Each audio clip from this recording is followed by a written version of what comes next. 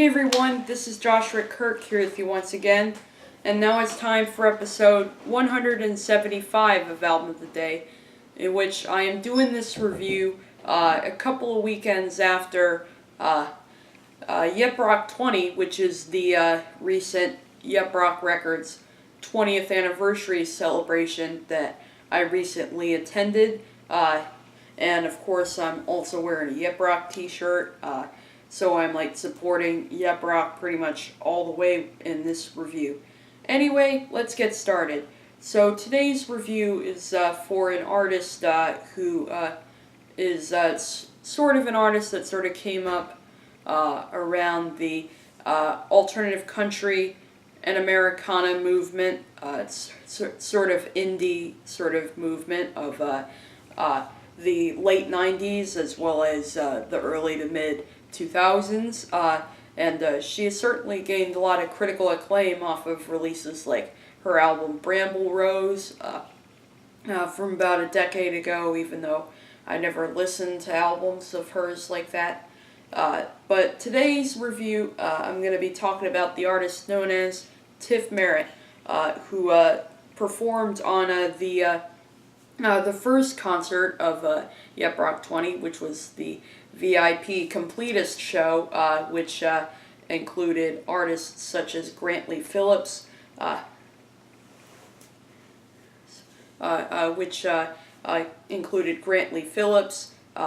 Merritt, and of course the legendary Nick Lowe.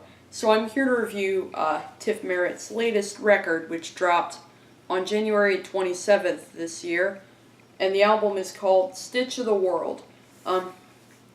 And this is a record that I've definitely really liked throughout this year, but like after seeing her live, I definitely do appreciate this record that much more, to the point where, you know, it would have to be one of my favorite like Americana records of the year right here.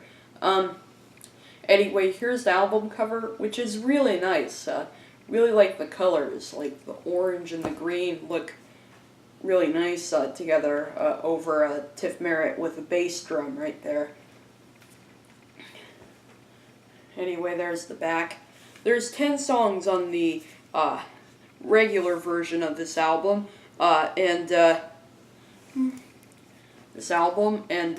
also the but like here I have the deluxe edition of the album, which features 3 bonus tracks on it, which are like some acoustic demos recorded with none other than Sam Beam of the band Iron and Wine, which is a songwriter that I definitely do really like a lot, that I'm a pretty big fan of, who co-produces the album with Tift. Anyway, there's the liner notes inside of there, which contains like the musicians who played what, as well as some of the thank yous, and this is recorded at a legendary recording studio in Los Angeles called United Recording Studios.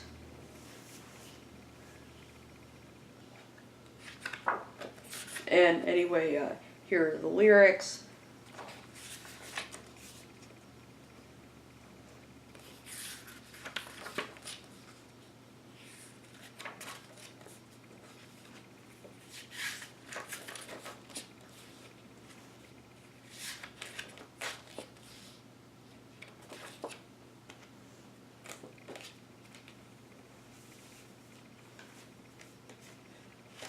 And finally, here's the disc.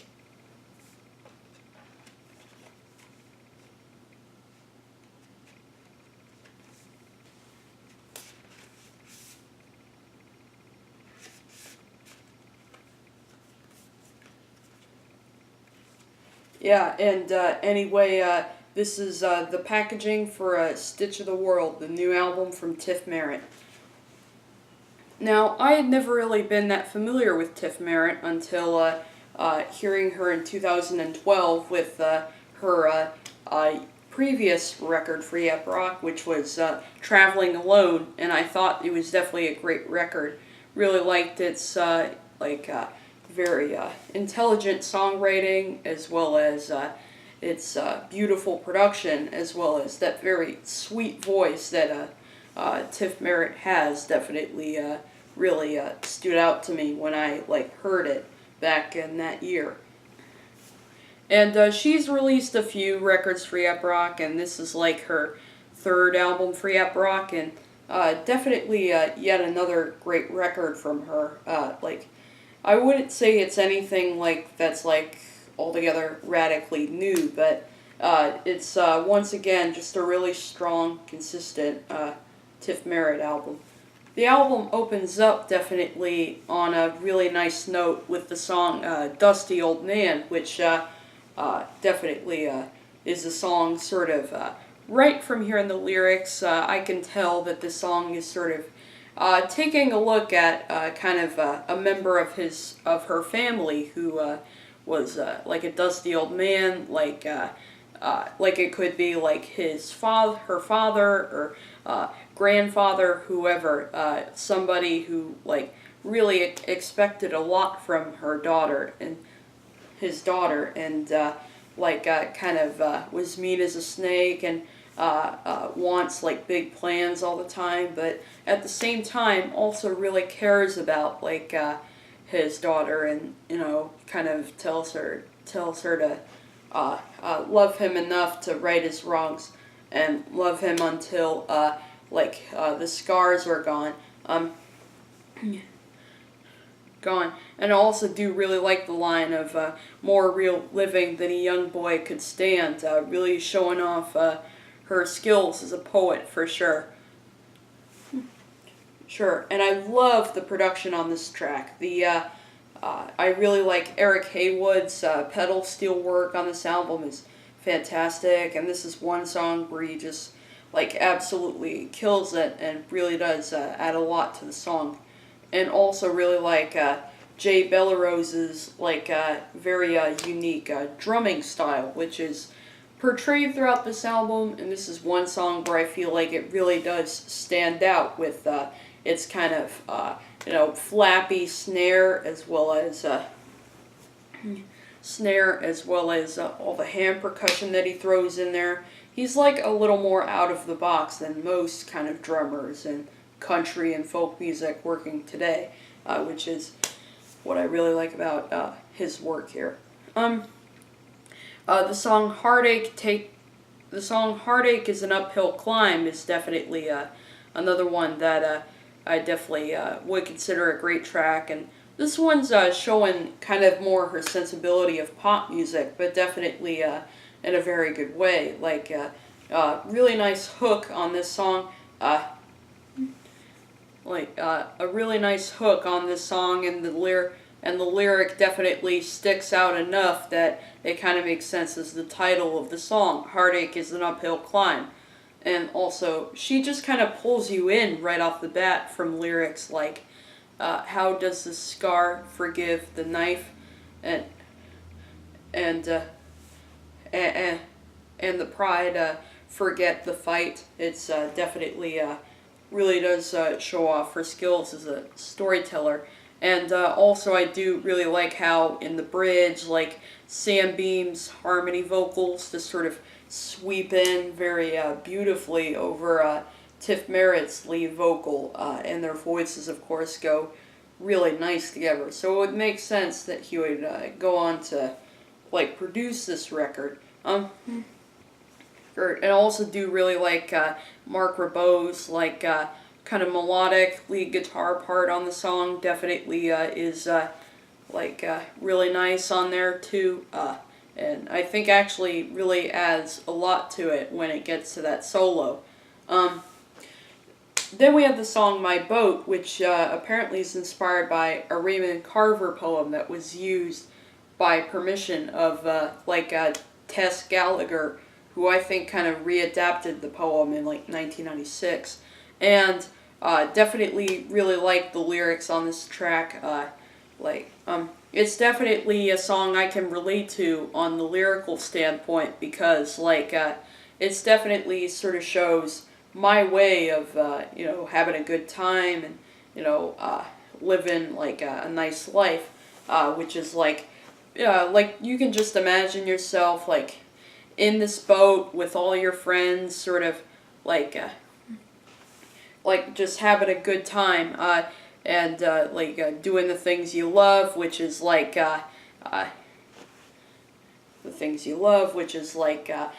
to music and eating, as well as telling stories and whatnot, and just sort of letting go of all your like worries or cares or like anything that may bring you down, and just kind of enjoy some time with your friends.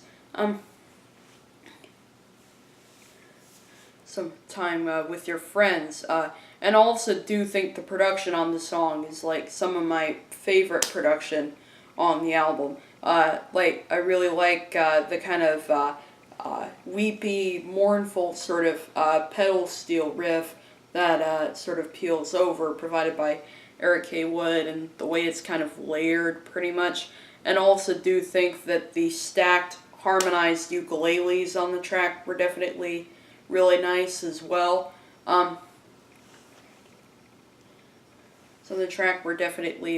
Really nice as well, and very bass drum heavy in terms of the percussion part. It definitely sounds really nice on here. And I'm definitely glad she played this one live, because this is definitely one of my favorites on the album. The following track, Love Soldiers On, is another one that's definitely got a very nice pop sensibility to it, even though this track would probably have to be my least favorite on the record, because I do think that, it is a little too short for me, and I think the song would have been like much improved and maybe feel a little more complete if it were made a bit longer. But this song, however, does have one of my favorite lines on the album in there, which is, throw it in the river, lose it in the storm, it will show up in its bandages tomorrow at your door, which for a long time I thought she was saying like it will sharpen its bandages, which is tomorrow at your door, but just now recording this video, I am realizing that it actually says show up in its bandages. But that's kind of the thing about Tift Merritt. She has a way of kind of sort of throwing you for a curveball a little bit with her lyrics, but definitely in the best sense, for sure. Sure, and I do like the production on this song. In particular, I do really like that kind of psychedelic banjo that occurs in the middle of the song. It's in this song, and the pedal steel definitely does sound really nice, and I really do feel like it's the pedal steel and the drums that really do drive the songs on this album really well. Then we get into the title track, Stitch of the World, which definitely has one of the most unique sounding melodies on the entire album, and definitely some of the best lyrics on the album too. I especially really like the lyrics in the second verse. White is the quick of the loom and the pin. Red is the mark where the needle comes in. As it weaves through your heart, try not to be scared. Just a bird on a string and a blanket of air. Like, that's poeticism right there. It's poeticism right there. And also do really like the production on this song. Great pedal steel solo on the track, as well as some really beautiful notes on Mark Ribot's electric guitar on this song too. And of course the drumming sounds really nice, which sort of sounds like the drums actually kind of sound a little bit kind of like brushes hitting trash cans or something like that, and it just sounds downright gorgeous on there. And really does show off, I think, I like how the drum sounds on this album, no drum sound on the album sounds the same from the last, pretty much, which is definitely something that I do really like to see, just a little bit of creativity, even with the basic instruments. And I also do like the part where the pedal steel sort of creates the sound of waves as it goes in on the third uh, verse. And I do think the acoustic version on here with Sam Beam is definitely really nice too. The song Icarus is like, I would say probably like one of the singles on the record. Not quite sure. I kind of think so, because there is like a music video for it that came out back in March, and definitely very beautiful song, pretty much. Kind of making some sort of like, it does have some kind of religious undertones to the lyrics, but kind of telling this story to sort of tie in with sort of these times in our lives.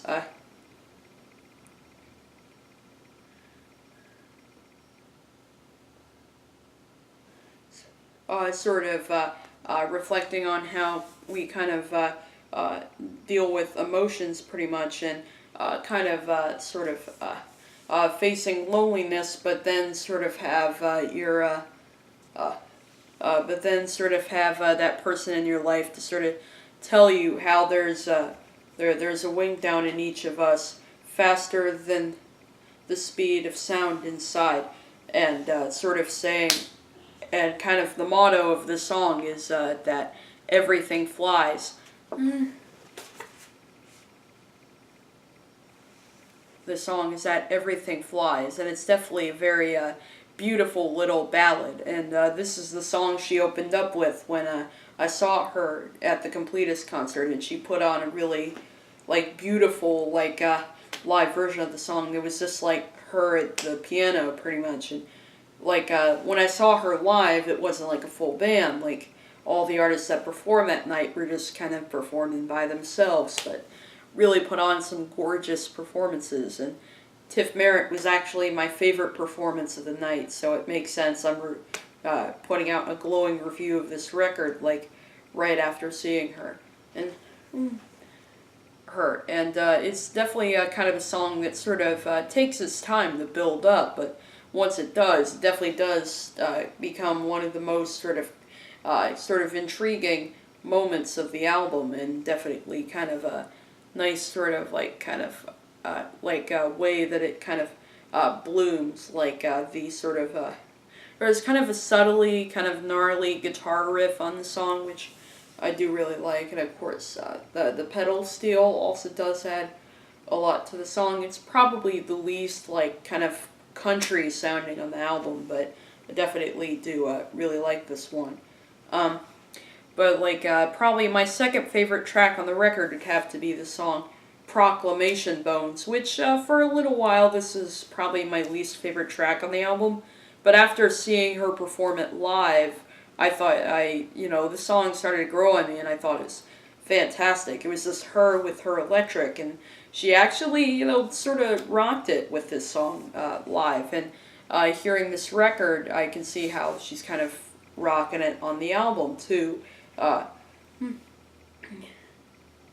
It's definitely kind of probably the heaviest track on the record. It still has kind of a sort of country sort of a tinge to it, but definitely sort of the song that's probably heaviest on the electric guitar, and her vocals are actually slightly kind of distorted on here, but not in a way that's like trying to thin out her voice. It still sounds very crisp in the mix.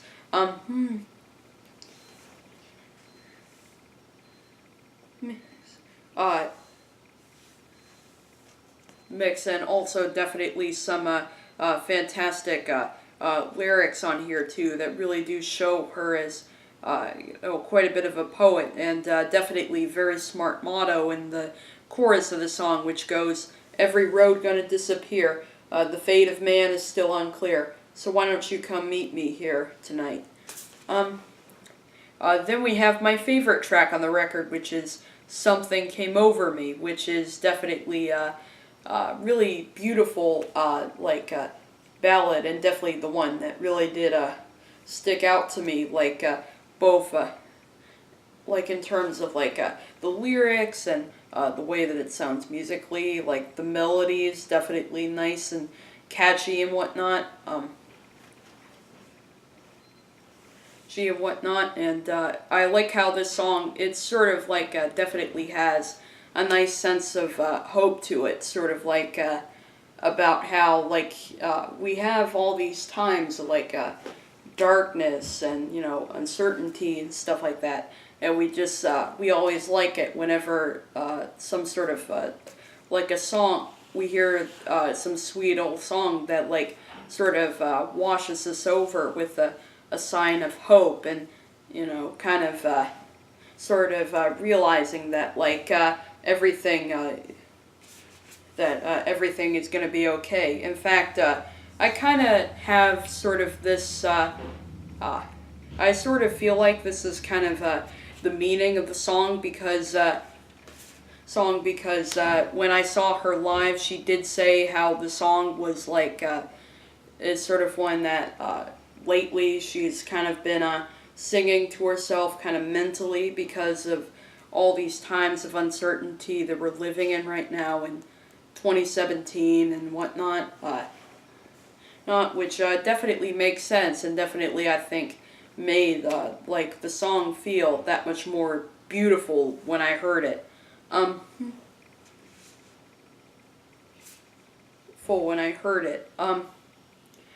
also really nice duet with Sam Beam too. I feel like Sam Beam's backing vocals really did add a lot to the song, and I also did think so it makes sense that I thought the acoustic version that's on the deluxe edition of this album was definitely very beautiful as well. It kind of helps you sort of, and it kind of helps me realize how beautiful their voices go together once again.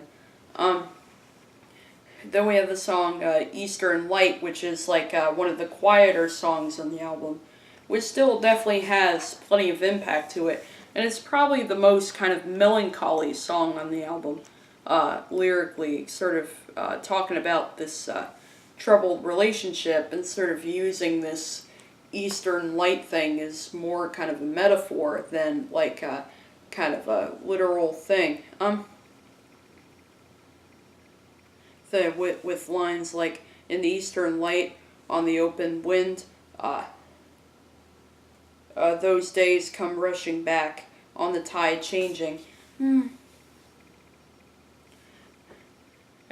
Tide changing. And also another song where I feel like Sam Beam's vocals really did add really kind of an extra sense of beauty to the song, which I definitely really appreciated on there. She added on there, and also some great pedal steel work on there. Had some beautiful kind of harmonized acoustic guitars on the song too, and it is quite beautiful how, even though it's one of the slower tracks on the album, the drums still give it kind of a nice sort of groove and structure with its beautiful kind of boom, boom, like definitely very nice on there. On there. And then it closes with the song Wait For Me, which definitely is a great closer for the album, which sort of seems like a bit of a sequel to this track, but rather this is kind of like this is kind of a song sort of bringing more a sense of hope to this situation, which I definitely do really like a lot.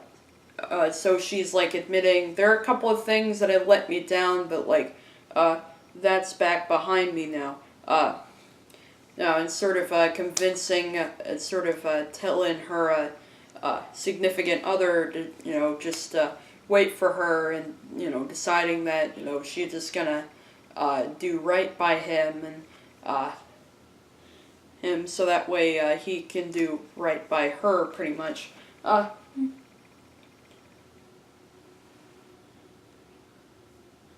And also I do like the line of twilight skirt above her knees. She says, "Wait for me, darling, wait for me." Definitely sounds like a really nice poem. So it's sort of like So I think maybe writing poems or something like that, I think would be a pretty good move for her, considering her lyrics are nice and poetic and whatnot.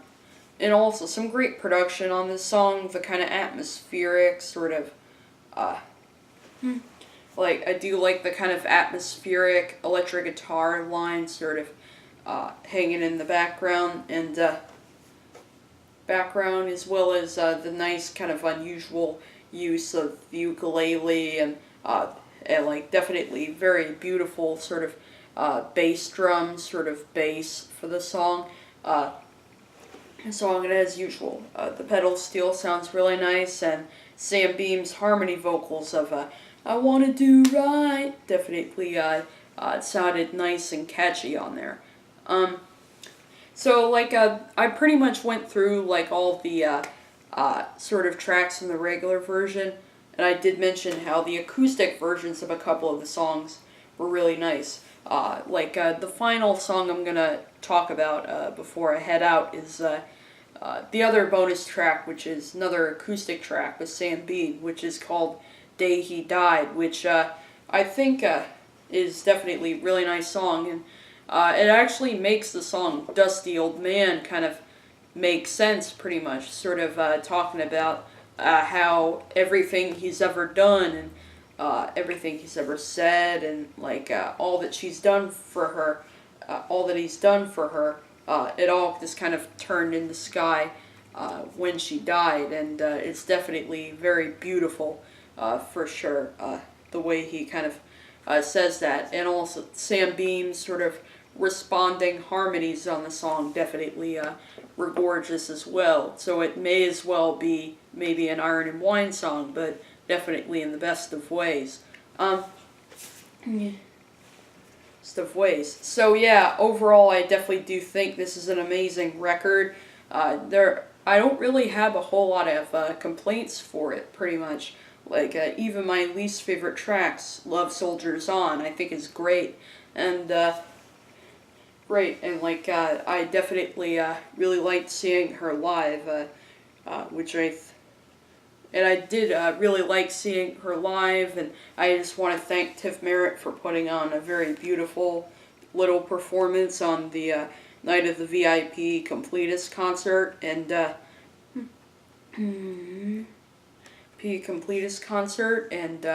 also thanks for another great record of yours that I definitely do highly recommend. So I'm going to give Stitch of the World definitely an 8 out of 10, because this album definitely has a lot to offer to it that definitely will appeal to whether you're into some nice sweet folk music or alternative country or Americana.